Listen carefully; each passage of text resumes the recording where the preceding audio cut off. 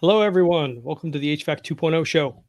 Um, and tonight we have a bunch of us here, and we are going to be talking about kind of an interesting subject, I think, which is how many people will pay for a quote versus doing free quotes based on problems that they want to solve in their home. And I don't know. I I don't know if everyone else here has had this, but sometimes you feel like clients just want to pump you for information and then take whatever work scope and solution that you put together for them and shop it around to somebody else and say, "Hey, can you do this for cheaper?" And part of what we want to do with the HVAC 2.0 system is to avoid that situation as much as possible, but also if you can charge for diagnostics and sizing and the other things that need to happen and figuring out how to solve problems, uh, are they more or less likely to do that job with you? And the answer, of course, is more likely because now you've built a level of trust and you are a consultant rather than a salesperson. So, pretty important to make that jump. And what this is based on, we'll get into it in just a little bit, but about 2.5 years ago, I put out a course called the Electrify Everything course. And Ted and I have been big fans of electrification for a long time. We pulled our first gas meter in Cleveland in 2014, so we've been doing it for a while. And the reason for it isn't necessarily green in the way that you would expect. It's the fact that it was quite obvious that renewables were going to become the least expensive form of energy that mankind has known in history because there's no fuel. All you have to do is build the solar panels, build the wind turbines. They obviously need batteries because it doesn't always make the power when you want it. Uh, but with that becoming much cheaper, and now we're seeing, like I just read an article that a whole bunch of European countries just inked long term liquefied natural gas contracts with US producers so that we're now going to be shipping a huge chunk of the natural gas that we're producing out of the country, which connects us to world prices. World prices are typically 3 to 10x what we have been paying in the US. So we've been spoiled to have cheap natural gas for a long time here. Those days look like they are numbered and over. Uh, so while natural gas has been a really cheap way to heat our houses for a while, that's about to shift. So, just something to be aware of that's coming. So it's a matter of how fast, not so much a matter of if. All right, I love these two slides, so I put them back in again. Not my circus, not my monkeys. Very related to the four questions. So, um, don't take responsibility if you don't have control and you aren't getting paid. Like if both of those conditions aren't met, it's generally a very bad idea to take responsibility. You are becoming the hero, and all of a sudden you're going to own things that you don't want to own. And everyone here has a bunch of stories of being the hero for someone and getting bit. Heroes get killed. You want to be the guide. They are the hero in their own story. Uh, because the second part of it is not my money, not my problem. When you go to a client home, it's not your home and it's not your money that's being spent. It's theirs. So it's very important to find out, are there things that they want to fix when they replace their HVAC? Is there anything that the HVAC could potentially affect? And if there is, you perhaps want to offer them options. That's where the four questions comes in, where you ask them four different questions. I'll show them to you in a minute because they're basically verbatim what's in the software, what I put in this quiz, the Google form from this. Uh, but if you understand what their goals are and if things bother them, you can offer them options that are far more likely to make their home more comfortable the next time around. Where otherwise you are responsibly avoiding responsibility, which is really important, by saying, hey, there's risk here, this could do this could do that. If they understand their risk, they can actually take responsibility for that risk. If you don't help them understand the risks and rewards of different choices, then you end up owning a bunch of that. And we want to shift as much responsibility as possible to our client shoulders, right? Right. They are the ones making decisions. They are the ones spending the money. So let's help them get where they want. And if they choose poorly, they get to own that problem instead of us. So a lot of this comes down to educating and offering options. So the 2.0 system is built to do semi-automatic education with very short videos. Well, not very short, but a minute and a half and 4 minutes are the two main videos. And when you feel good about what you offered someone and how you educated them, it doesn't really matter if they took the education in. We can lead a horse to water, we can't make them drink.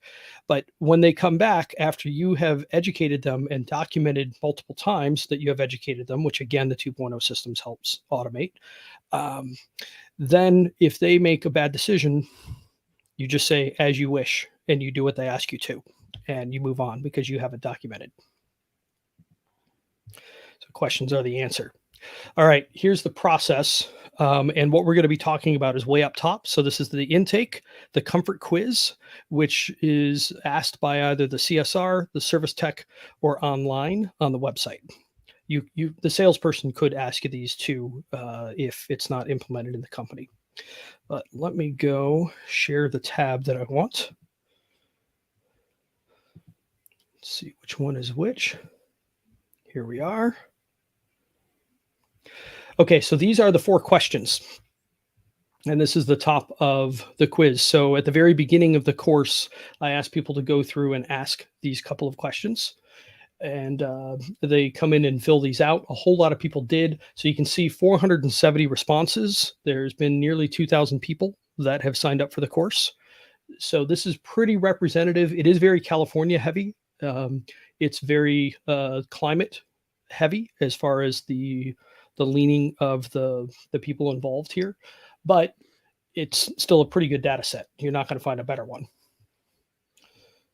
So here's all the information that we asked them for. And we've been calling it Path A is a free quote. Path B is the comfort consult. Path C is the comprehensive planning process. So question 1, parts of my house are uncomfortable or sticky in summer. And then we try to give people hints on this. Is it warmer when you walk up the stairs? Does it feel sticky some days? Do you notice odors on humid days? Is any room noticeably warmer than the rest of the house? Is it hard to fall asleep sometimes because of the heat? These are things that you want them to rank, not yes or no, but it's from 1, not a problem, to 10, big problem.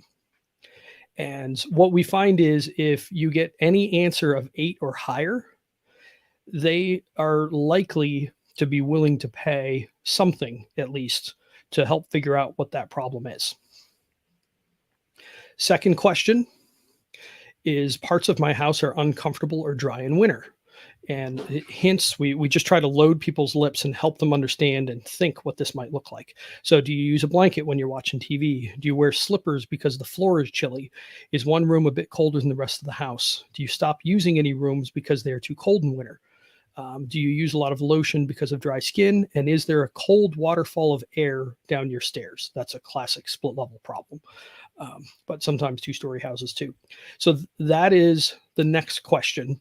And we have them rank that on a scale of 1 to 10.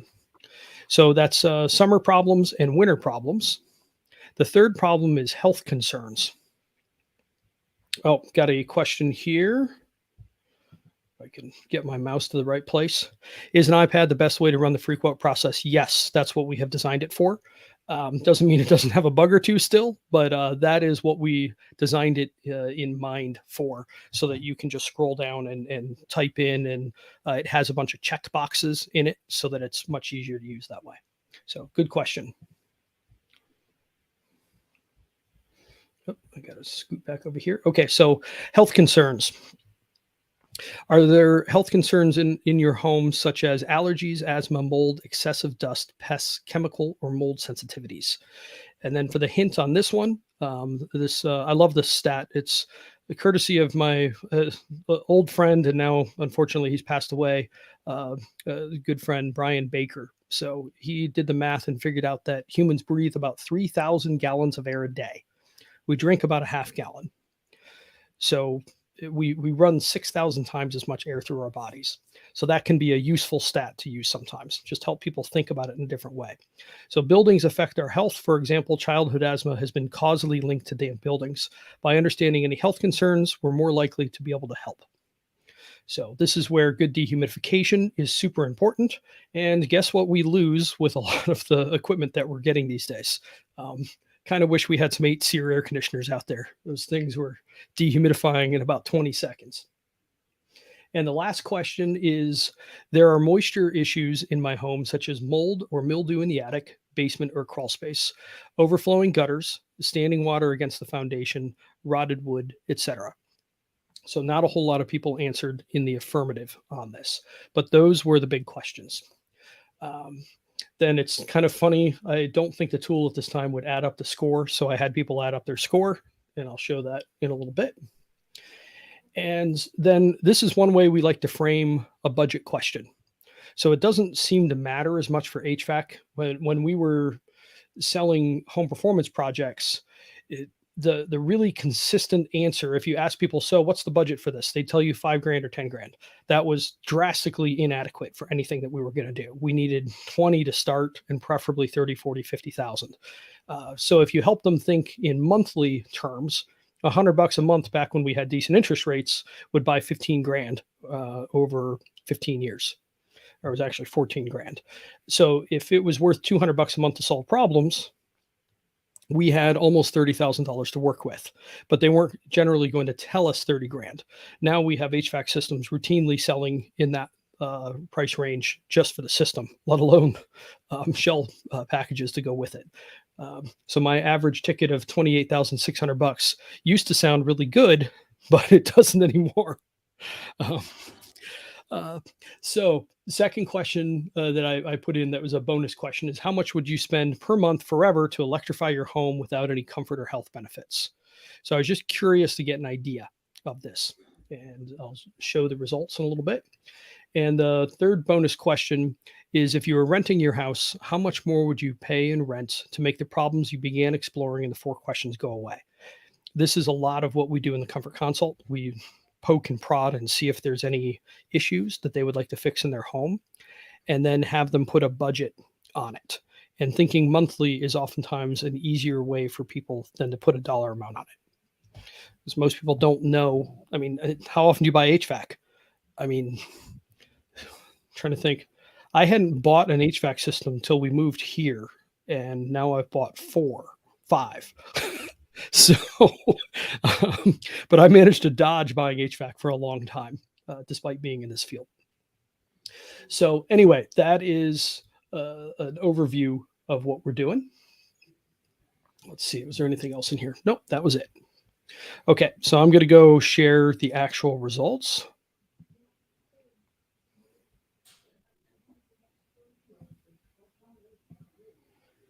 Go switch over.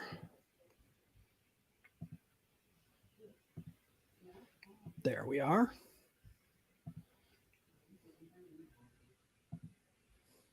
Okay, so these are the answers to the questions. Note that the notes are no longer in here. So we don't have all the suggestions. Parts of my house are uncomfortable or sticky in winter.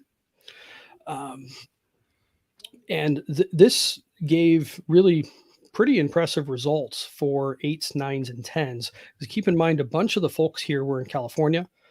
This didn't give me a nice chart as to where they were in the US, but there's a lot of Californians in here. So you wouldn't necessarily expect Californians to have a lot of comfort complaints, but we've got 17.2% answering 8, 5.3% answering 9, and 6.2% answering 10. So add all those together, what is that? 22, 28, pushing 29% of people are answering that they have significant comfort problems in the summer. That's something to work with. So how much will they pay? We'll get to that later, but the odds are they would have interest in trying to figure out how to fix these. But unless you ask these questions or something like these, how are you ever going to know? So let's take a look at some of the detailed responses. The first couple were in here because I was asking friends to test the tool out. So you want to see some various things, like haven't yet experienced a summer. So has anyone here gone to a client's house that just bought it? Mm-hmm.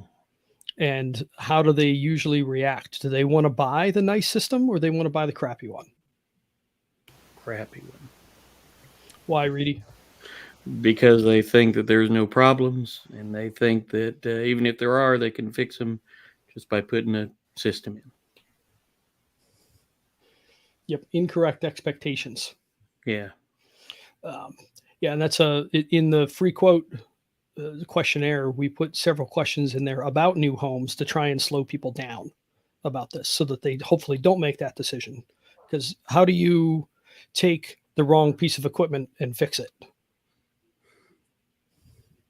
You can't. You put another one in. Yeah. um, that's not a good thing. So I like seeing that sort of thing.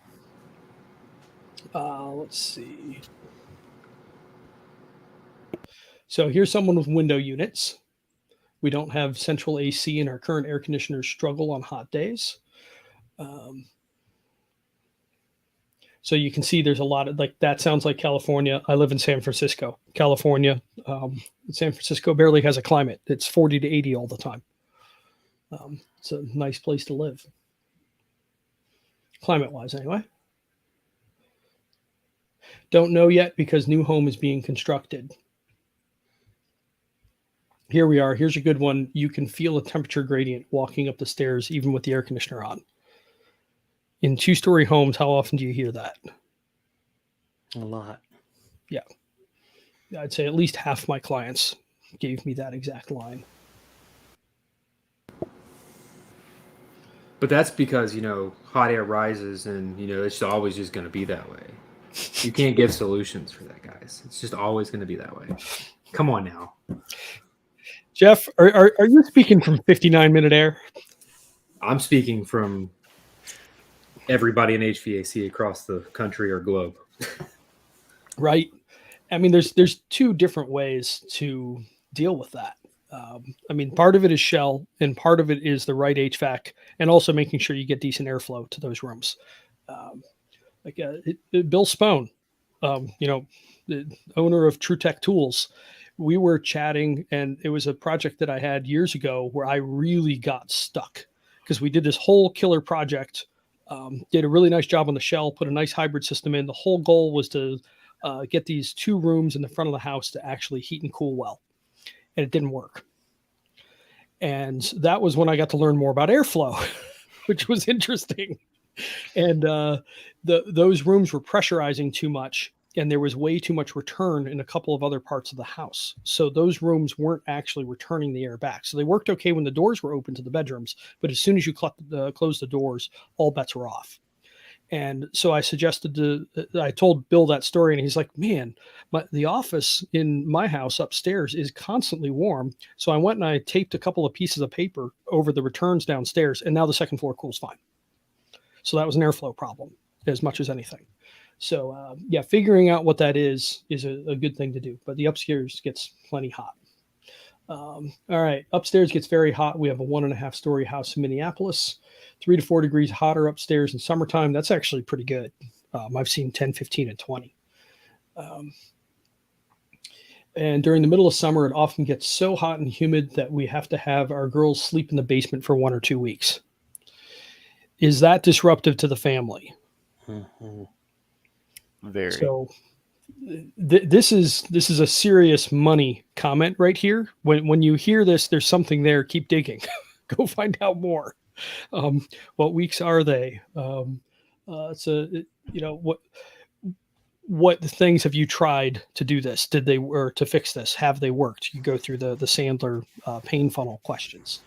There's lots of different things. Yeah. And you want to dig on that because they're probably going to be more unhappy with going through a project and spending a lot less money but fixing no problems than they would be with spending more money and solving their problems.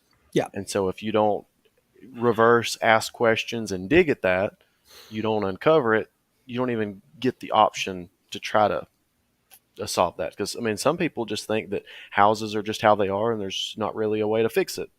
And that's just kind of their feel for it. And so there's a lot of just kind of that education of them understanding, hey, like some of these problems you're having, you can actually fix it if you want to, but you might not want to. Yeah, we don't have to fix it. By the way, the newer high SEER equipment is worse at dehumidification than your last one. So you can expect worse comfort with the new system versus your old one if we keep everything the same. Are you okay with that? Are you going to be mad at me? Good comment here from Heating and Cooling Services. Yeah, dehumidification is huge in the Southeast. Tanner? Now me, kind of. I'm kind of in the middle. I'm half Southern, half Midwestern in West Virginia. You're easing your way down in here. Getting there. Maybe the next move. And Reedy's in North Carolina. Yeah, I mean, we're seeing higher and higher dew points through more of the year. So 70-degree dew points are just kind of normal now, and that's pretty sticky. You got some work to do, or else you're going to get some various issues. All right, let's see what else we got in here. What's that?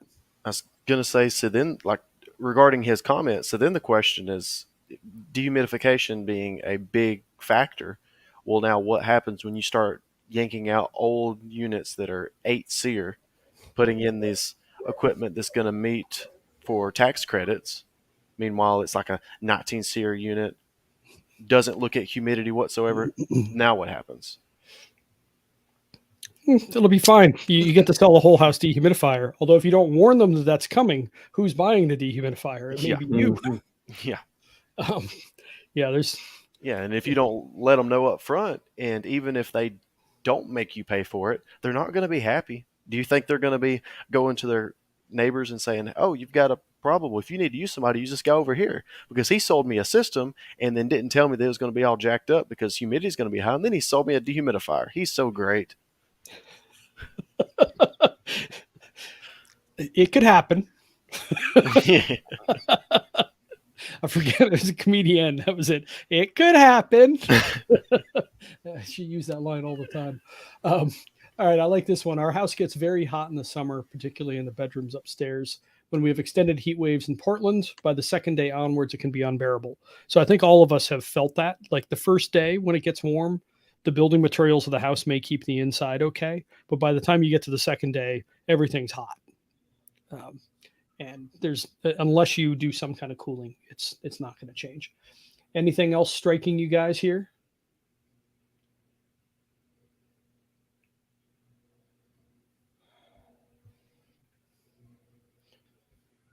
How about this one? Upstairs is not cool enough. Living room is only 1 story and is also not cool enough. So that, does anybody want to go ask more questions? Because I do. When you hear something like this, don't move on. Stop. Ask questions. That's called reversing in Sandler. And emphasize ask questions, not go, "Oh, I know the answer to your problem. I heard on this one podcast that airflow is a big problem. So let me go down your second floor and start taping up returns. That'll solve it." You don't do that. I mean, you might, but I mean, are you willing to gamble that and then basically say, "Okay, well, I'm going to sell you a solution, and then when it doesn't work, hopefully you don't make me come out for free. Hopefully, maybe." Yeah, that sounds like no fun at all. Ask a little bit more. That's interesting. What do you mean by not cool enough? One of my favorite questions when I get that is like, so basically up to a 2 or 3 degree difference, we can't really tell the difference. You might feel a little something, but it's not particularly noticeable. When you get to 5, it's noticeable. When you get to 10, it's really not very fun. And at 15, you probably stop using the space. So where would you say on that scale, not cool enough is? And usually you'll get some kind of more detailed answer. Okay, and then when does that happen? And does that bother you? I mean, is this anything that's worth spending extra on, or would you be okay if you had the same results with the next system? And let them back themselves in. So you don't want to push them. You want them to be selling you on the fact that they want to fix this. I love this. We have central air. Thank you. Did you ride the short bus? But you look through all this, and this is kind of a faceless form, and we see decent answers coming out of the comfort quiz too within the software. So it's amazing how much people will give you. And even a sentence or two, it's enough to at least get an idea of, is there something to go sniff out and dig into? See if there's anything else in here. Second floor is definitely warmer. 2 window ACs do the job. I got to razz everybody and get razzed because we actually just used 2 window rattlers in our old house. But I ran them to death. They didn't shut off once I turned them on. 10,000 BTUs doing a 2,200 square foot, 1835 house in Cleveland. So anyway, there's a bunch of stuff here. Look, hot upstairs. Only one room upstairs is a bit warm. So there's lots of stuff like that. But by asking kind of a long question, we get to cue them on what various things might be. Okay, second question. Parts of my house are uncomfortable or dry in winter. This actually has even higher responses. Oh, that's actually a nice view. Thanks, Ted. I like that view a lot. So for this question, we have 80%, or sorry, there's a 17% at 8, 8.9% at 9, and 5.3% at 10. So what was that? 17 plus 9, 26, 31%. So almost a third of people were answering that they had an 8 or higher for comfort issues in winter. There is some hay to be made there.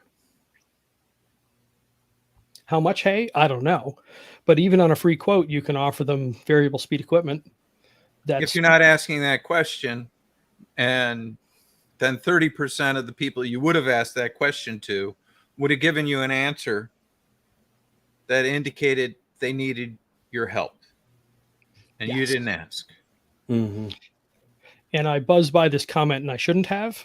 So heating and cooling services, the vented open crawl space construction has a huge effect on our humidity problems. Here, especially when you have a leaky duct system in said crawl space. Vented and open crawl spaces are one of the dumbest things that has been done and is currently done.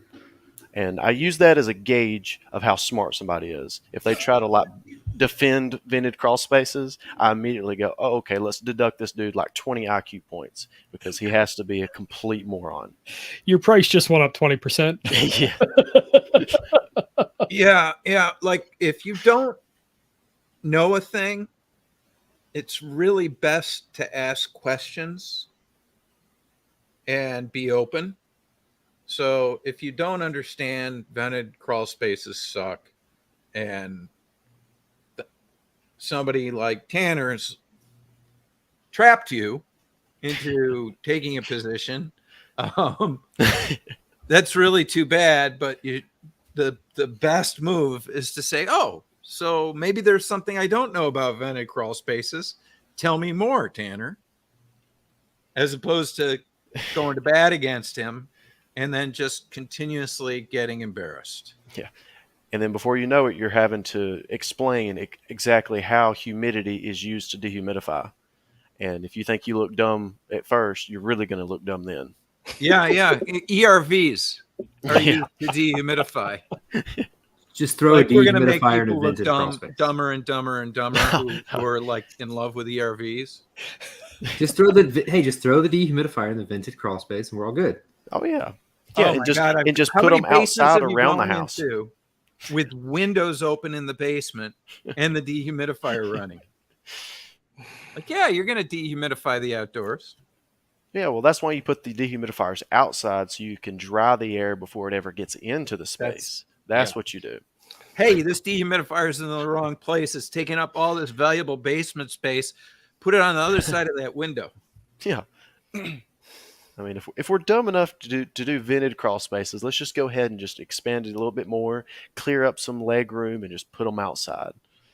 Sure, they're not the prettiest, but hey, we're trying to keep things dry. Did I miss? I'm sorry. I got Airbnb questions coming across me and blowing up my phone. Jeff, did you answer this question here? Yeah, Nate did. Okay. Yep, that's an important question. Definitely iPad for that, because you can carry it and walk around no problem. And the Comfort Consult is made more for a laptop, in large part because you want to have a good reason to go sit down. Now, Jeff runs his iPad With a keyboard, though. Yeah. Yeah, iPad Pro with keyboard and stuff. So Yeah. more computer-esque, right? It's whatever works for you, but it's very good to have a good reason to go sit down, is what it comes down to. Okay, so 31% on winter comfort issues, which this kind of blows my mind that it's that high. And by the way, there's 16% at 7. So you put all that together, 31, 41, and so almost half of people have a 7 or higher on comfort. That's pretty wild for winter. So everyone, this is hay to go make. You should at least be selling better systems at a minimum. And they're quite likely to be game for paying you to do a comfort consult, which is a paid quote, essentially. Or even if they don't, they'll be happier because their equipment ends up making them more comfortable. Yep. And so you will be the person who finally fixes it for them. That long-suffering frustration and annoyance, you take it away. Actually, the homeowner takes it away because, again, we're guiding them to let That's them right. make a decision by from That's us. right. We're the guide. They end up being the hero, but you get the good review. Yep. A guide is an experienced hero. That's what a guide is. A guide is a hero that doesn't want to go out into the fray and get their butt kicked anymore. They push the homeowner into it. It's your job to be in this ring. You go make the decisions. You make the decision, and you make the decision, and you make the decision. I love it. And so one of my favorite scenes is from Indiana Jones. It was the first one. It was in Ark of the Covenant. When they open the Well of Souls and his friend looks over and says, "Ass, very dangerous. You go first." So we want to prepare our clients so we can actually have them do that, because at the end of the day, who is living with the results of their decision? They are. So we're not being mean. We're just we are acting as their consultant and helping them make better decisions, or helping them understand the ramifications of bad decisions. Like we're helping you guys understand the ramifications of not asking the 4 questions quiz. Yep. So this is how you get people to fork off into either doing a free quote or a comfort consult. And like I'm genuinely surprised by how high the numbers are for the winter comfort problems. This really surprised me. I didn't expect it to skew that far over. Okay, let's take a look at some of the various answers. Same room gets very cold. I know who this one was. Winter details, foo bar bar. That was Pete said. Who is one of our few remote CPPs. He's in Boulder, Colorado, and his apartment is right above the parking garage, and his floors get really cold. So he gets annoyed by that.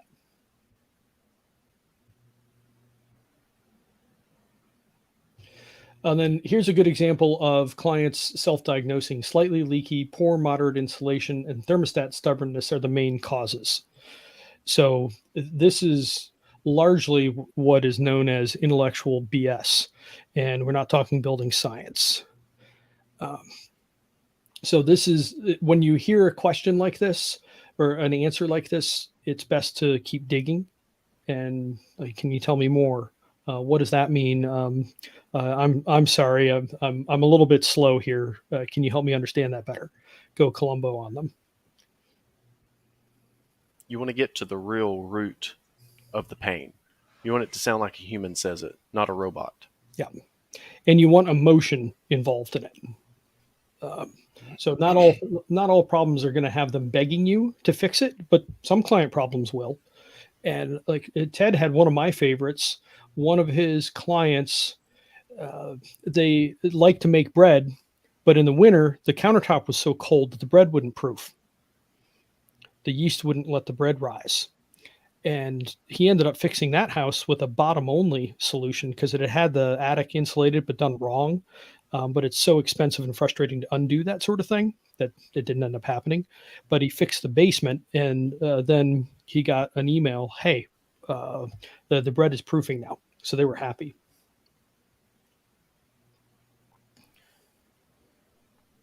Yeah, and you also want to be aware of the self-diagnosing type clients, the ones that really feed heavy IBS to you, because it's easy.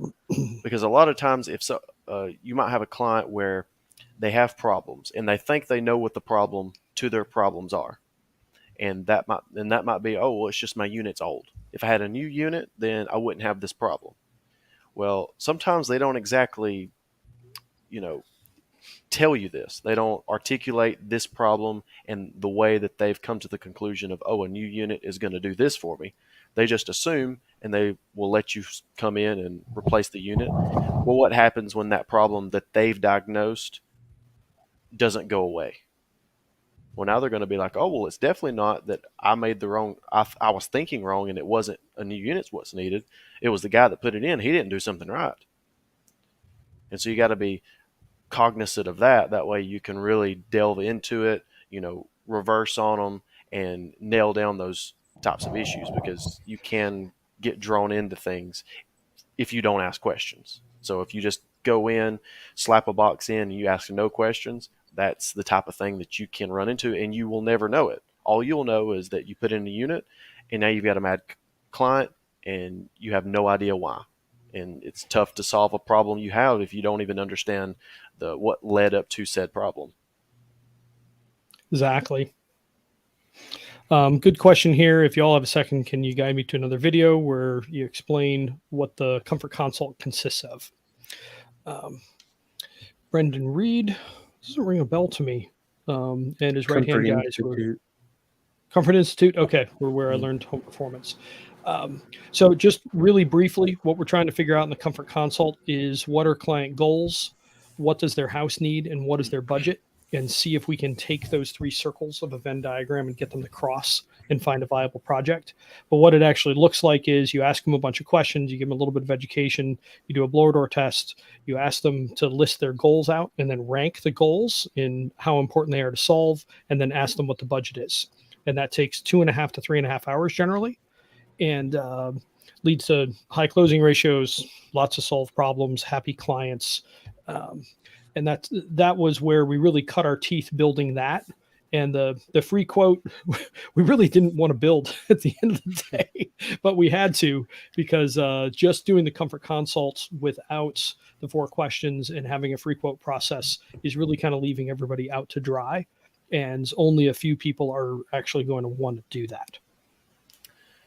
Yeah, which to me, the way that I've always kind of think of the Comfort Consult is really, it's a means of being able to take the necessary test, ask the necessary questions to figure out the problem somebody's having. Is this a problem that we can solve with tailored HVAC solutions, or is this a house problem where we're going to have to go deeper into it? So it's simply asking that question and finding that answer, and giving us odds of what direction that might be going. So it's kind of it simplifies what is typically can be very complex, and it kind of gives, very clear paths as to what direction someone can go.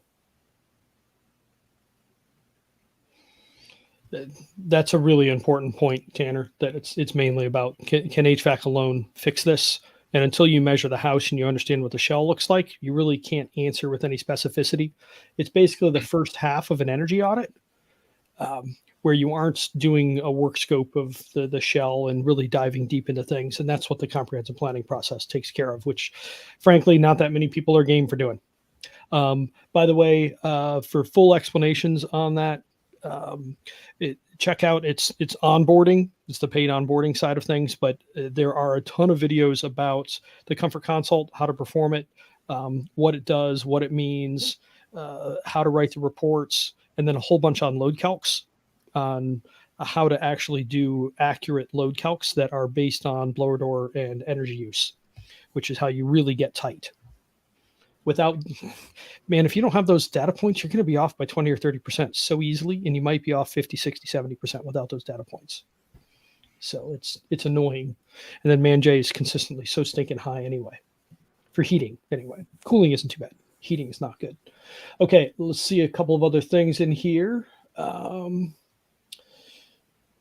Where was that? There was something that I saw in here that I wanted to point at, and then I think I went and moved the screen. Our house is old and drafty.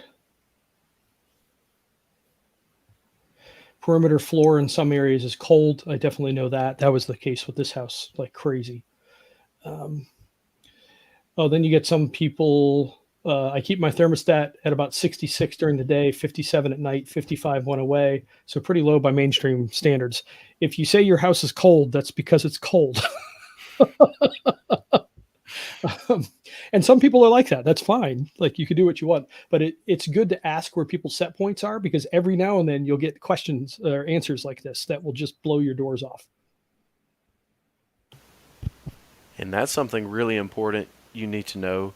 If you're tasked with the job of sizing equipment and you don't know what someone's going to be keeping their set points at, that's a huge variable that you're completely omitting. And that's where, that's why we believe in having a system and having a process like this one that really has a list of here's what to do and don't leave these things out. So that way it keeps you from omitting very crucial details. Because, nothing would be better than, you size equipment and you're going, I'm doing a really good job. I'm sizing it really aggressively, just to come to find out that they like to keep it at 64 during the day in the summer. And then they're wondering why it's not keeping up. Well, sure, that they shouldn't be doing that, but do you want to have this discussion after the system's put in, or do you want to have the discussion before you even begin the project? Oh, I like fixing problems after the fact, Tanner. I don't know about you, especially with equipment that you can't adjust in a way that actually fixes the problem. So good question here. So you draw the line at HVAC, because every time I've ever done an energy audit, it turns into a lot of work. So let me reverse that on you. Can you define what a lot of work is? Do you mean a lot of work for you and it's difficult and challenging and ends up wasting a lot of your time? Or do you mean lots of dollars and a big project? And what would you prefer? Going a different way, what we've found is if you are early into learning home performance, don't put shell measures in as potential solutions on the Comfort Console. If you are pretty good at it, there's some safe things like Tanner, crawl space encapsulation. How many houses have you seen where crawl space encapsulation was a genuinely bad idea? Not many. Yeah. And do you really want to do full modeling on it, like a comprehensive planning process? You're going to tell them that they're going to spend $5,000 to save $73 a year in energy? There's a lot of that too. And here's our answer: shell work and lots of dollars. It indeed can. That's what the CPP is for. So you get paid more to go finish that. So it's typically a couple of thousand extra for the planning. And house needs to be kind of a basket case. Typically, homeowner really has to love the house and plan to stay there a long time. So those end up being we thought that they were a lot more common than it turns out they are. So you can't really build, you can probably build a business around it, but you can't scale to large business around that model, we don't think.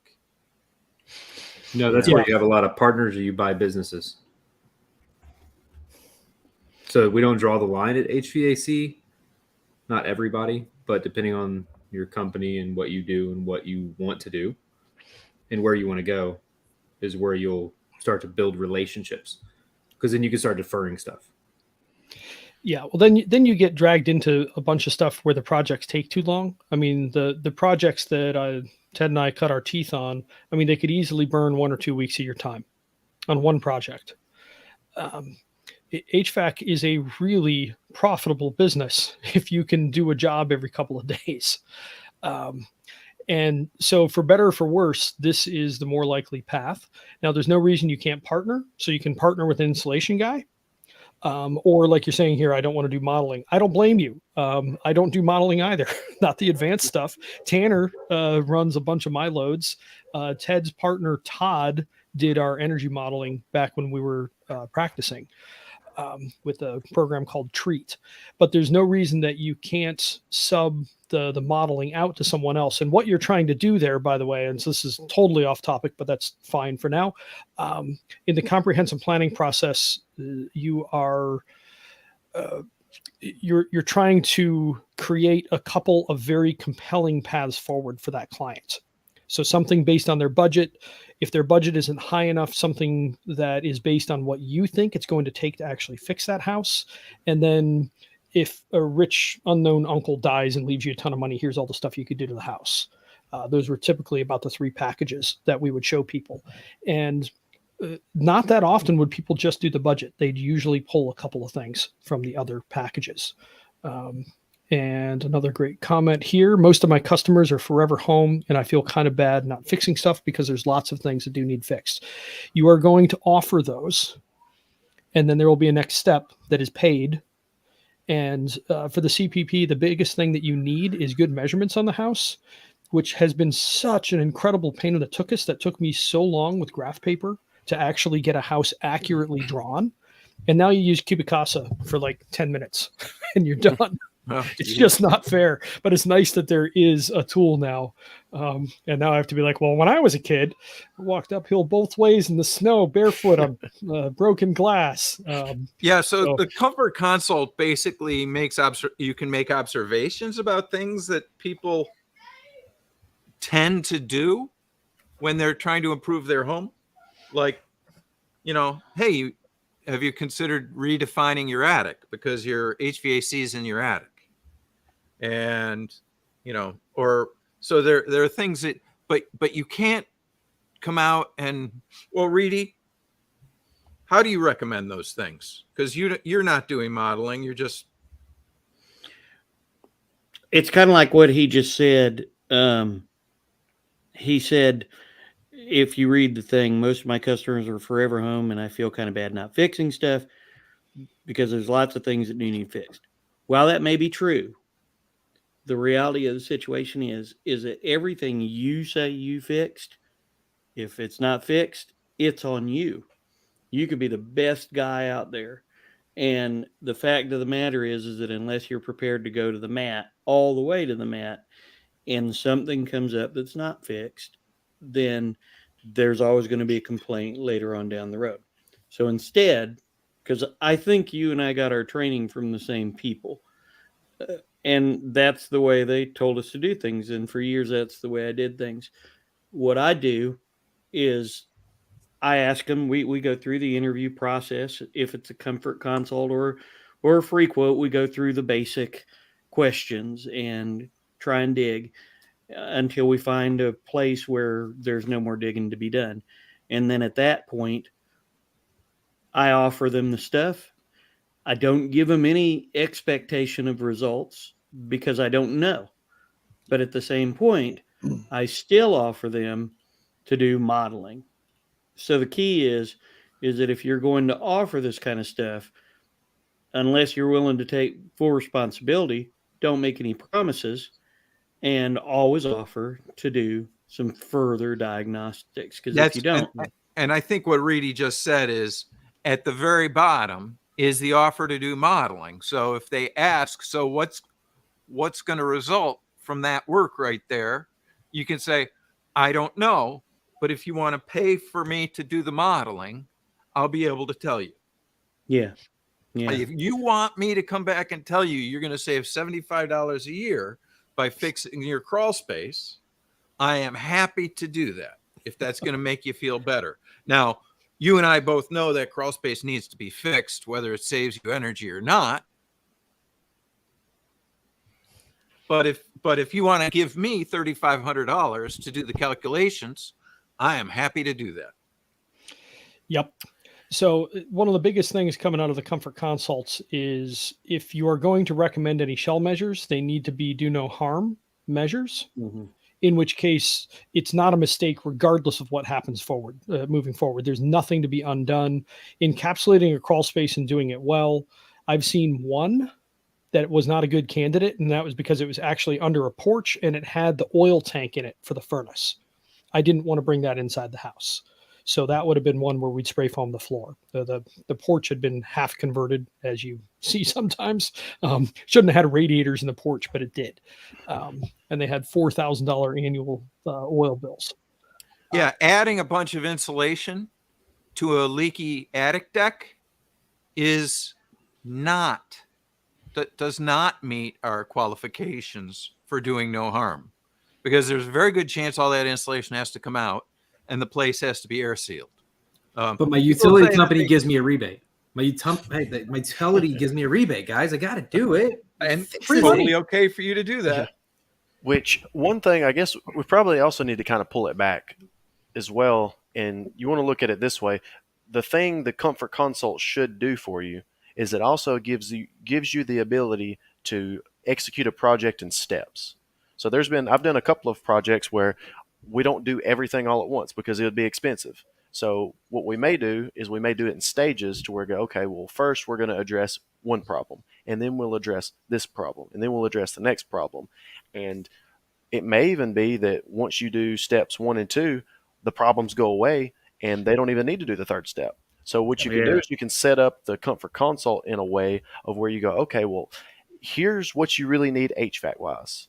So let's do that. And we'll size this for the house that you plan to have, not the house you have now. Well, we won't do anything. We offer it, right? We say, what do you want to do? We would recommend that now or this. Too. Right. Yeah. Yeah. What's your plan? Well, I mean, I'm thinking also in regards of you might have a house that it isn't necessarily basket case, but it's not necessarily good either. So it might be a situation where you go, okay, well, how about this? Let's put in the right HVAC equipment. Let's, do a big airdrop. Let's fix your ductwork, whatever issues you may have there. And then if you need to go further than that, then here's what the CPP cost. Here's how we can go. But if you don't want to just spend $20,000 just for the heck of it, well, let's not spend $20,000 just for the heck of it. Let's do this first. Let's get good HVAC and give it 6 months to a year, see how well it works, and then we'll readdress from there. So then it allows you to, at least you can break things up to where you're not doing everything all at once. So you're not doing these very complicated projects left and right, but it also makes it to where you can kind of take it step by step, and they can really see where's that sweet spot. We don't have to go full basket case science project on every single house. We can find that sweet spot, even though we don't have 100% odds of success in that sweet spot zone. We're 70 to 80%, but we can solve a lot of problems. And it really seems like the basket case houses are more in the 1% range. And once you do that, Tanner, right, what happens is they see the results from that of what you've actually presented, and then they feel more comfortable, and that you build that value of going forward if there's additional things that your company that you want to do or move forward with the client, such as encapsulating, whatever it may be. Yeah, right? you want that first piece of work to be likely to have noticeable impact. Yes. So, and pretty quickly you get a sense of what that's going to take. And once you're comfortable saying, okay, so I need to get them at least here. And then after a week, they're going to be like, wow, it feels like a different house. Yes, and that leads to really high net promoter scores, because now you've took a problem where they were thinking, I'm going to have to spend $60,000 to fix, and now they just got a really good HVAC system, and that's all you wanted to do anyways. You've saved them a whole lot of money, and all their problems are now fixed. How happy do you think they're going to be? Extremely happy. That's how you really generate those raving fans of them going, holy crap, I was expecting to spend a ton of money, and rather than oversell me, he undersold me, and we solved a ton of problems, and this is great, wonderful. So then you've really achieved what the main goal should be, which is high net promoter scores. Serving your clients well and solving their problems, whatever that looks like. And since all of us here are in the HVAC business, it's pretty much always going to involve a really nice piece of HVAC that's well installed. Like that's where you start. So two points on this. So Ryan has a great point here, but also, actually, let me flip back and then we'll come to Ryan's. So no, I don't want to do modeling. I get it, dude. But with the Comfort Consult and that link that I put to Kajabi earlier, you can do a good and accurate load calc of the house as it stands now. Yeah, in basic 5 to 10 modeling. minutes. Yeah, 5 to 10 minutes. You get it true to where the house is, and then if you make projections, if you've made the model accurate to begin, you can do this with like EDS or Cool Calc. When you make projections, you can kind of see what's going to happen. And one key thing you're looking for there is the same piece of equipment going to be correct for where the house is and where you could likely get it to with, say, a 30 to 50% reduction in air leakage and some more R value in a couple of places, whatever it might look like. And if it's the same piece of equipment, let's do the equipment, and maybe that'll be enough. And if they need to save up for the encapsulation, they can do that sort of thing. So you might make suggestions at the Comfort Consult of shell work, but you're not going to be pushing hard.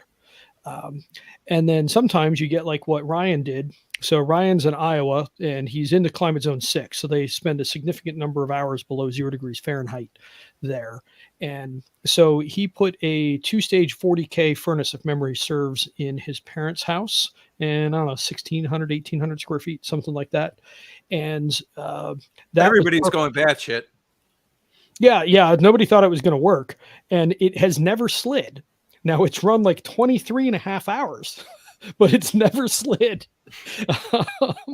And that's despite going 10, 15, 20 degrees below design. The house has never slid with 40,000 BTUs. And it's an older home. It's got a decent blower door, but it's nothing spectacular. In fact, Ryan, if you want to, Ryan, what's the square footage and blower door, by the way, if you can type that in. And yeah, it was 40K 2-stage. So that's good. My memory hasn't utterly failed me at this point. So anyway, talk a little bit about subcontractors versus getting compensated for supervision. Why don't we save that for another episode and finish on this particular subject? But that's a key thing that we learned a bunch of things. So yeah, good subs are important, and yeah, they're damn near impossible to find. So that's going to be a challenge. And the relationship, you may not want to have them be a sub relationship. You might want to have a relationship where the homeowner pays you. We're not getting Ryan's answers for a minute. Oh, lower door and square footage. I don't think Unacceptable, the house Ryan. is spectacular. Unacceptable. you didn't Come on, memorize Ryan. that? What's wrong with you? Supposed to have that on the tip of your tongue, dude. I remember an awful lot of blower door numbers from the past. All right, so let's move on to the third question in the 4 questions. So there are health concerns in my home or family, such as allergies, asthma, mold, excessive dust, pests, chemical or mold sensitivities. Note that this one, where the other 2 were skewed very hard to the high side of the scale, this has only a handful.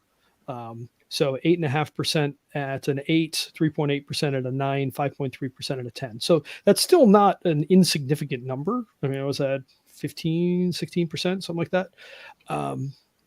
But a whopping 18%, the biggest number of responses by far at 18.7% was at a 1. So it is not a problem. So this tends to go kind of one way or the other, or you get some kind of in the middle. Or the other thing you have to keep in mind is the first time people are asked the questions, their answers suck. So it's good to ask the question a couple different ways, a couple different times. But I thought this was kind of interesting that it skewed the other way. So comfort problems are the big points. So there's a whole bunch of things in here about allergies. My youngest daughter has asthma, and the wildfire smoke this summer was unbearable. Yep. So, and just when we thought that those of us on the East Coast were immune, Nova Scotia had a whole bunch of fires here a couple weeks ago, and I was cranking up my fan speed too. So it was good to know that my house has a really good filter on it. all of our houses have good filters on them. So all of us are likely to have to deal with wildfire smoke moving forward from time to time, but particularly the West. So wildfire smoke, that's a huge selling point. So you might want to add that to how you ask the 4 questions. Changed our furnace filter about once every 7 years. Not a problem. Somebody says asthma and mold. Gas stove. So remember, this is a couple of years ago. So this is way before the gas stove blow up back in whatever that was, February. Dust and mold allergies. There's going to be a bunch of stuff in here, but actually something that's interesting to note here, despite the fact that the numbers are kind of low. So there were 470 responses total. 292 people wrote something on that. And if you run up to the other answers, let's see where they were. So summer questions, 470 responses, 339 had a text answer. For wintertime, 347. So despite the fact that not many people answered a high number, still a pretty good chunk of people actually put in comments about that. So there may be more there if you go dig. A lot of this is we as humans, if we don't think there's a solution to a problem, we tend to do our best to push that problem out of our minds. And I think that's a lot of what happens here. Jeff? Very, very key on that too. Like when you're actually asking those questions, is for you to document those answers. So document everything. You know, that's the same thing like on the free quote report, you know, going towards that, it's actually going to be reiterated on that report. So don't leave it blank. If they're giving you information, you have to notate that. Yeah, put it in there. 4th question. This one obviously doesn't hit home with a lot of people. And I think part of this is because this is so strong in Californians. But there are moisture issues in my home, such as mold or mildew in the attic, basement, or crawl space, overflowing gutters, standing water against the foundation, rotted wood, etc. This is skewed hard. Fully a third answered 1 for this. And I do think that that's heavily from the fact that this leans West Coast hard in the data set. But it's just interesting to see. There's a couple of things here. So 8 has 4.3%, 9 has 1.7%, 10 has 2.1%. So there's still, what is that? 6. There's still 8%. So there's still something there. But it's nothing like the other questions. It's not the 31% for winter comfort problems. So these are at least helpful for pulling things out. So, and the moisture thing, this is important to ask, even though it skews low here, because if there's a problem, you probably really want to know about that problem. If there's standing water somewhere, you want to know about that, because that can be a significant health problem, and you may be utterly screwed when it comes to dehumidification. Oh, and here's Ryan coming back. We got answers. 1,350 square feet above ground, 3,100 CFM 50. So that's Pretty leaky. Yeah, pretty leaky in a climate that sees below 0. I think their design temperature is like -2, -3, if memory serves. And 40,000 square feet is tackling that house, or 40,000 BTUs rather. Without fixing the problems that needed to be fixed. Exactly. Reedy, you and everyone else here has ended up blowing our minds on this, because we're like, oh, we have to fix it. And we were really rigid. You have to do shell first. Everything shell first. And the more we've learned and actually gotten blower doors up in more normal houses, not the basket case houses that always found us, it's amazing how much can be fixed with HVAC alone. And they're going to buy HVAC anyway. So let's bump them from a single stage to communicating and make some duct mods, which improve the system anyway. Let's see, Ryan, what else you got? I thought high for run times is 48 hours, but failed to account for the 12 hours prior and 12 hours after the 48. Oh, look at this. Low was -17 and high was -5 for the 3 days when that furnace didn't shut off. So we don't need as much power as we think we need. This is why a 3-ton heat pump is appropriate a really surprising amount of the time. I mean, that's going to be really hard here because you're going to be losing BTU output when you get to these temperatures. But it is amazing how often a 3-ton heat pump will handle houses. Like I'd bet somewhere between 50 and 70% of houses in the US would be served by a 3-ton heat pump with resistance backup. And let's be honest, if the 3-ton heat pump can't handle it, you probably need to move. Either the house sucks or you live in a sucky area. Let's be honest. Or you suck. Yes. Let's just put that in there, Tanner. I mean, come on. It's the triple suck. Just get out of there. Be done with it. Nobody wants to live there that's that cold. If so, there's a problem. I hear Nate promoting 3-ton heat pumps to all houses. Yeah, that's totally going to come out. So here comes the headline tomorrow.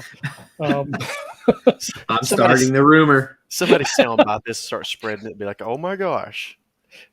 Tanner, you started out really early on making a meme that said Ted Kid it sizes 400 square feet per ton. It was what changed my mind meme, I think, if memory serves. I remember that a couple of years ago. Sometimes you might get there. I mean, that'd be 1,200 square feet. 3 tons will do 1,200 square feet in a leaky house in a cold climate. Surprising what it'll do. Anyway, yeah, good point here. So for the Carolinas, there's standing water in at least 6 of 10 homes in my area for May to September. Yep, that's what we see too. So that's how you know that data set was skewing dry climates. All right, a couple of other things on budget, or actually, well, here's total score.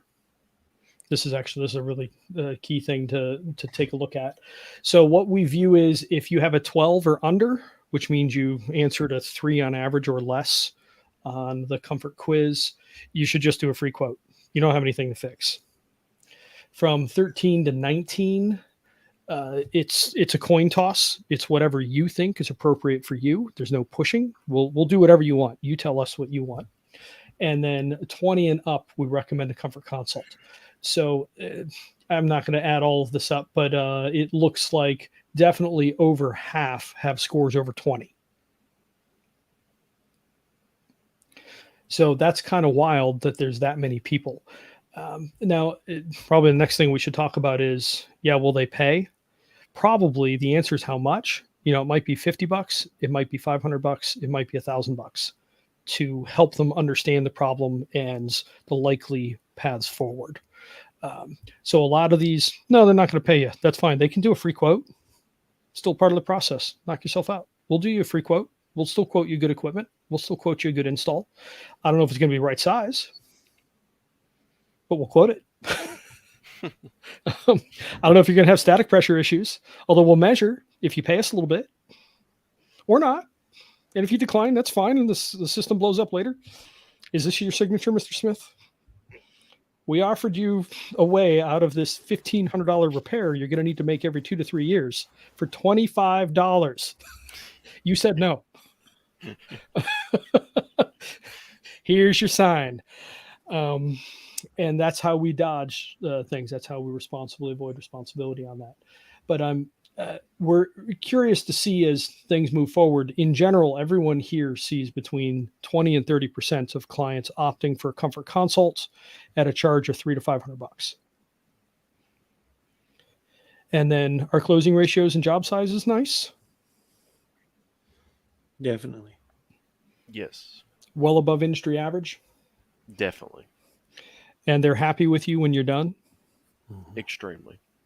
after they spent a fortune with you. And how do you feel Problems. about your lives? Yeah. Using this process.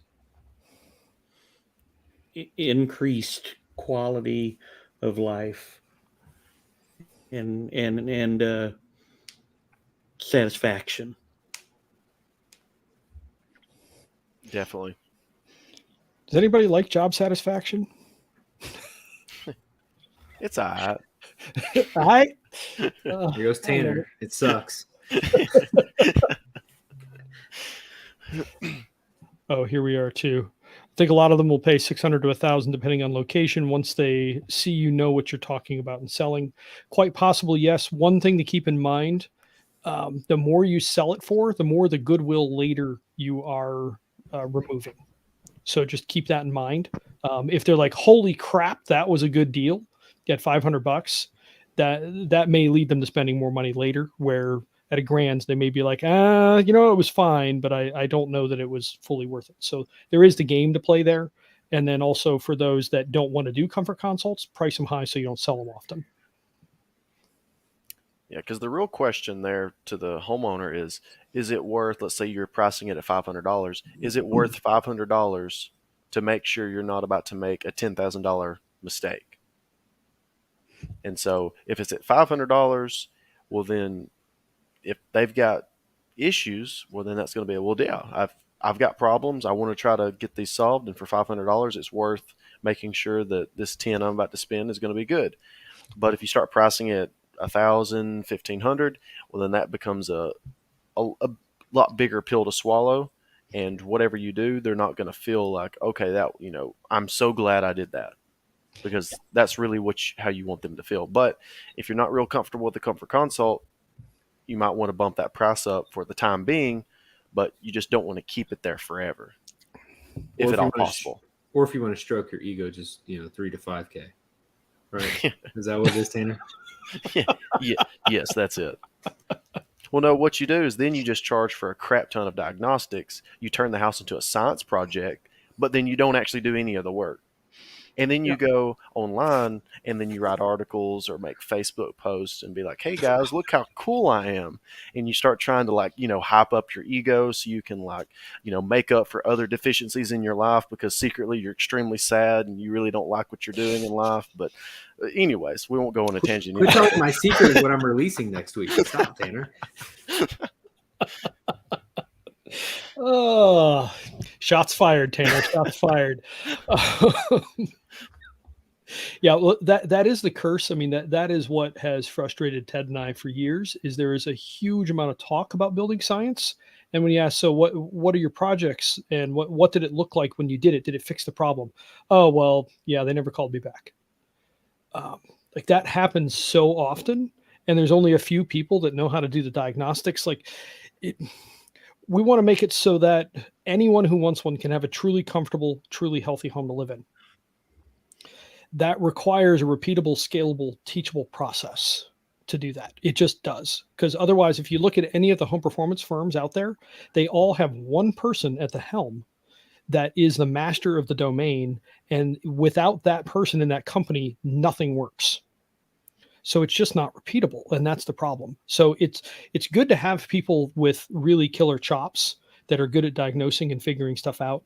But if the projects don't get executed and the problems don't get solved, what's that line again, Jeff? Which one? Knowledge without application is useless. Yeah. Yep. So that's where the challenge is.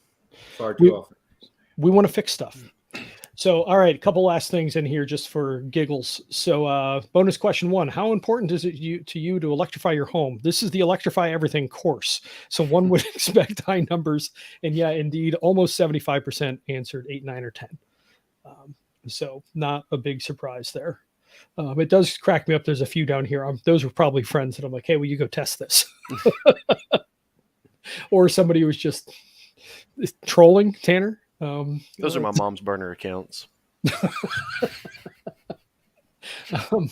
So the bonus question 2, how much would you spend per month forever to electrify your home without any comfort or health benefits?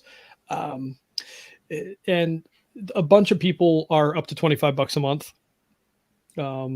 That's almost 10%. And then you get a bunch at 26 to 50, which is 23%, 50 to $100 a month at 28%, and 100 to 200 a month at 25%. Now, at least this 100 to 200 a month, I mean, now that will likely cover the bump that they're going to need to go from basic equipment to good equipment. Not that long ago, you could probably get some shell work done too. I don't think that's possible with the way that pricing is coming in at the moment. And then the bonus question 3, if you were renting the house, how much more per month would you pay in rent to make the problems you began exploring in the 4 questions go away? And these numbers, if you look at them, they are darn near identical. So I don't think people really read these questions that differently. So just kind of interesting. And then I asked people, like, did this make you think about stuff? Order of investment, there's one good thing. Somebody's complaining about carbon footprint. I don't want to ask about carbon footprint. I just don't. Let's electrify your house. We'll be good. Identifying bothersome areas of the house. We'll calculate your carbon footprint for $1,000. Don't want to turn anybody away. Yeah, those type of people, again, you probably want more. Yeah, might want $1,200 for carbon footprint. Yeah, that is the curse. Like we talked about a couple of weeks ago, climate focused clients oftentimes don't acknowledge the other things that they want to fix at the same time, and they end up being very difficult to work with. So our experience, I think it's consensus here, is about 75% of climate focused clients are difficult to work with. They have an extreme sense of entitlement. They tend to be kind of narcissistic and have really low self-esteem. And those combinations are very, very difficult because they just end up being very ungrateful. Unrealistic expectations. They just, like, everything is an entitlement, and they don't have an attitude of gratitude. And the fun thing about this process is it's surprising how many people do have an attitude of gratitude, and this process allows that to come out in them. And that's why when Reedy said before his life has gotten so much better, it's because it allows the relationship. I mean, you're really, if you're going to help somebody fix their house, it's like a mini relationship you're having. And if you're going to have a whole bunch of these little mini relationships, they might as well be fun, right? You may as well enjoy the relationship with these other people that you're getting an opportunity to meet and get to know. 100%, Ted. And I'm Facebook friends with a whole lot of my clients. So they turn into relationships. If you go look at our Google reviews, they leave page-long reviews about the interactions. Yeah, it's super satisfying. Where actually I hung up on a climate client last week. Oh, well. And that's because you did what wrong? I didn't responsibly avoid responsibility well enough. That was being parachuted in by the hour. That was not the way to deal with that client. If I had protected myself using this process, I wouldn't have been in that situation, which sucks. Well, should we go to the after party? Think it's time, gents. Thank you guys for coming. Please hit the like and subscribe and all of those other buttons so that we can start getting on the, YouTube. What's it called? You want to get on the algorithm. Come on. The algorithm. Get things together. Let's have them push these higher. So, okay. Help us get on the algorithm. We appreciate y'all, man. I still don't remember. We won't see you next week. Oh yeah. Very important point. Next week, what is it, July 3rd? 4th of July? Yeah, we're not doing this. Nobody wants to do this work stuff. Go have fun with your families. We're going to be out camping. We've done these Monday meetings for like 4 or 5 years now, and summertime there's just drop off. Well, everybody's out working their butt off. It's hotter than Hades this week. And they're out with their family after work, and it's daylight if you're far enough north. Yeah, go have fun, everyone, and go sell a bunch of stuff. And we'll see you in 2 weeks. 2 weeks. See y'all. Bye. See y'all.